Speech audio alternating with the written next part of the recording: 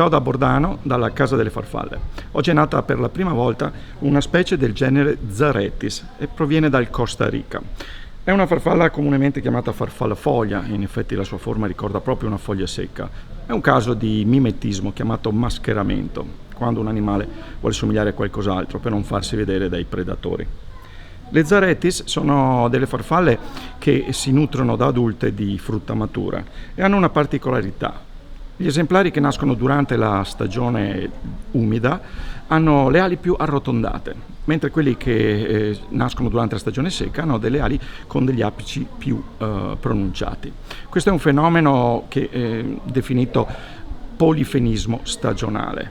Non sappiamo perché gli esemplari nelle stagioni umide sono diversi da quelli della stagione secca, ma sicuramente un motivo ci sarà. Altra particolarità per aumentare appunto l'effetto mimetico è la presenza di due piccole finestrelle in mezzo proprio alle ali anteriori. Sono due aree prive di scaglie e sembrano due buchi, perché in questo modo la Zarettis sembra ancora di più una foglia secca, anche perché una farfalla con le ali bucate non sarebbe molto credibile.